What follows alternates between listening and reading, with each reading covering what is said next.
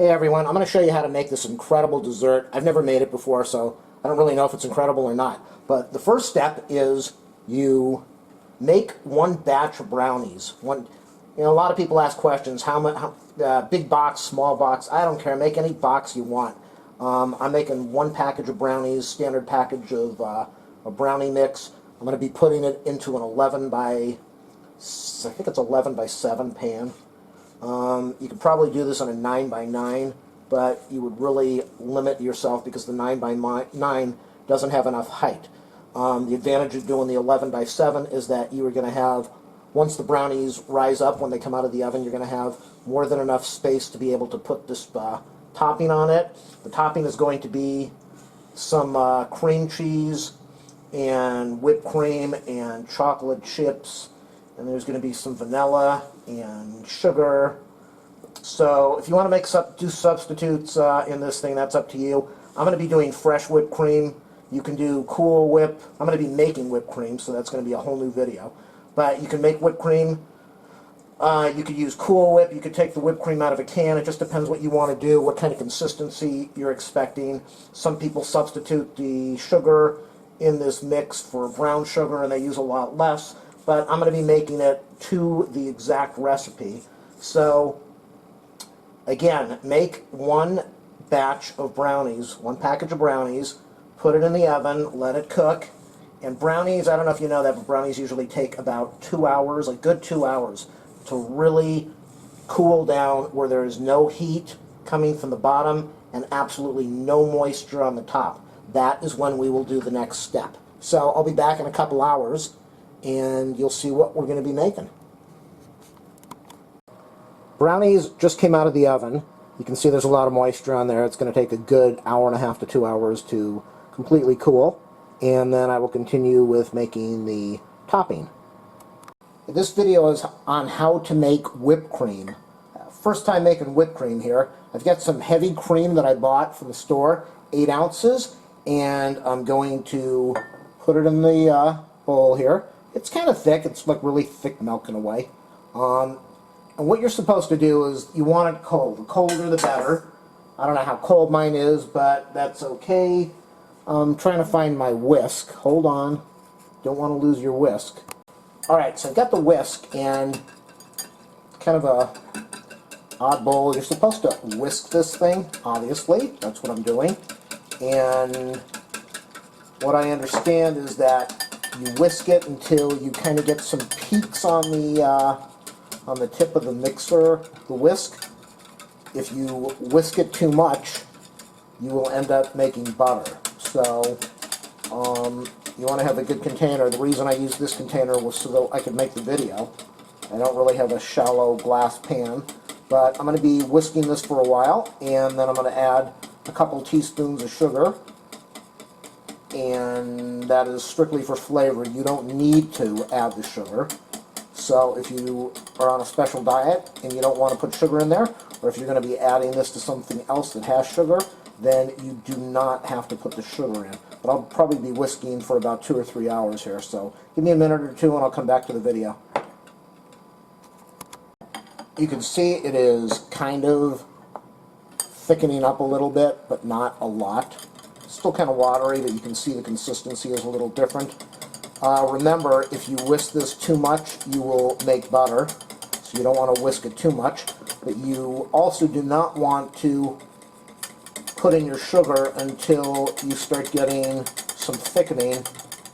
The earlier you put in the sugar, the more mixing or whisking you're going to have to do. So put in your sugar at the end, and again, you want it to be as cold as possible, but you're probably not going to turn up your refrigerator to accomplish that. So I'll be back.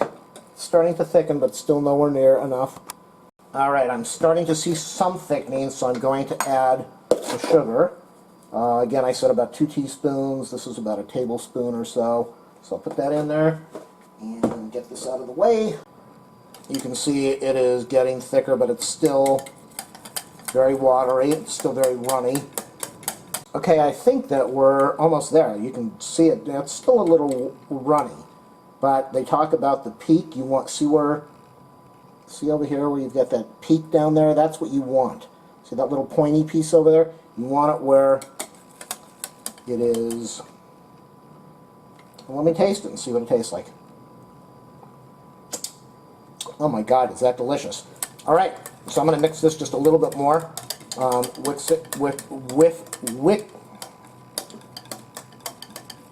Use the whisk to mix it just a little bit more. And that is still a little bit runny, definitely still a little bit runny, but that's how you make whipped cream. All right, hopefully this helped. If you are only watching this video, please do a thumbs up, a like. Feel free to link this to any other video website. And all right, and that, my friends, is how you make whipped cream. After you make the brownie mix, you want to take 16 ounces of cream cheese, and you want it softened. I got 16 ounces of cream cheese, but I bought this at the store in a 3-pound container, and I really do not want to spend an hour softening this. So I'm going to throw this into my Blend-Tac. This might be a huge mistake. Normally you would put this in a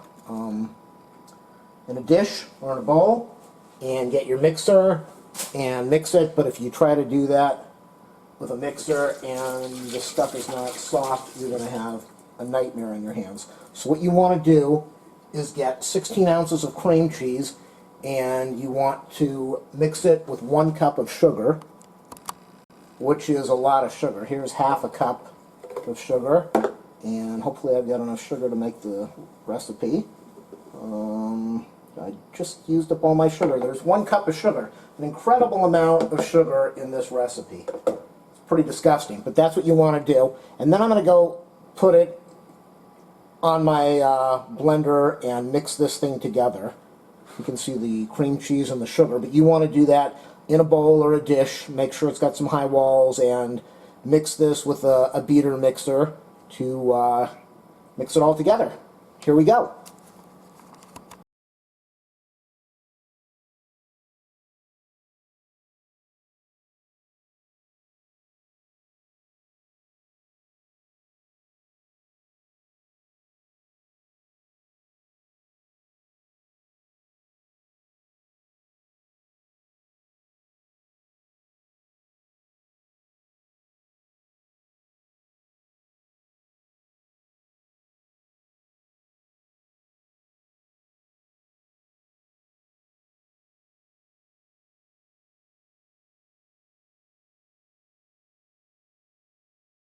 I am not sure how this is going to come out, but I'm going to pulse this a little bit. You can see the sugar mixing in.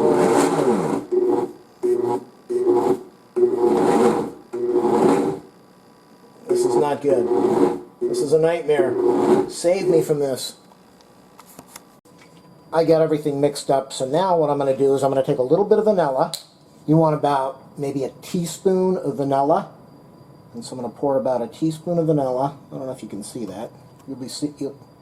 I just poured about a teaspoon of vanilla into there. You can see it on the top. So you want to take your cream cheese and your 1 cup of sugar, 16 ounces of cream cheese, 1 cup of sugar, about 1 teaspoon of vanilla, and then you want to mix all this stuff together and fold it all in so that it's very well mixed and you don't see the vanilla just in one section, and you want to make sure that your sugar is definitely mixed up well in the cream cheese, and the cream cheese is soft. I made a video on how to make whipped cream, fresh whipped cream. Now if you want to make whipped cream, if you know how to do it, go for that. If you don't know how to do it, watch my video. Or mix together, here's the whipped cream, mix together 8 ounces of whipped cream, whipping cream. You can do this by making it fresh. You can use that Cool W product if you want. You can also, hopefully that's thick enough, I don't know.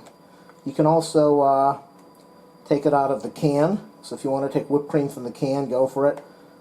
Either way, you need to put 8 ounces of whipped cream in here and mix it up. So you can see now that I'm mixing the whipped cream with the mixed up cream cheese and the 1 cup of sugar.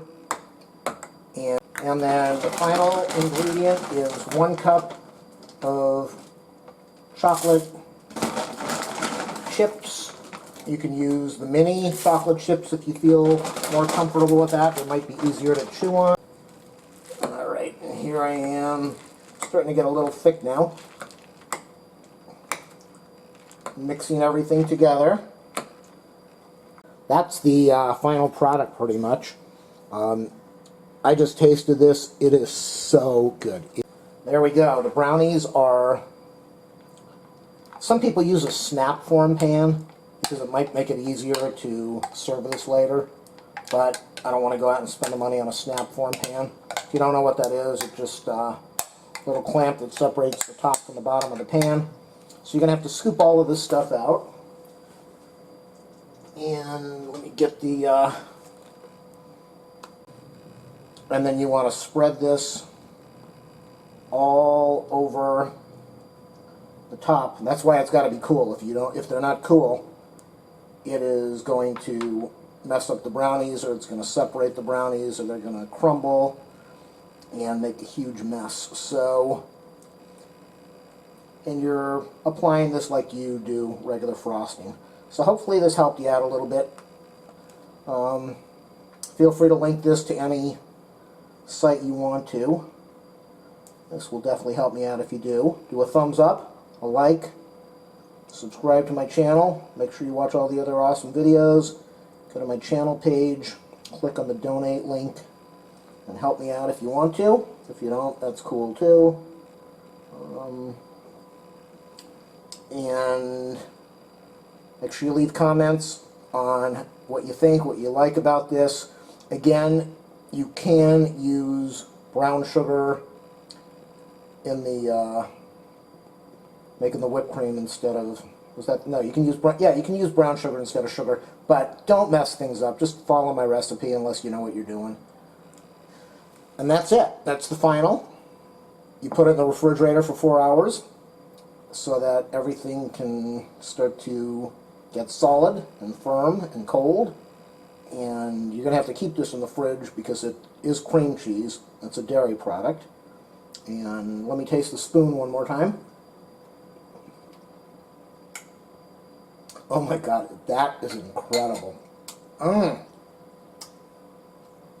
Hopefully you make this and enjoy it. Thanks a lot for watching.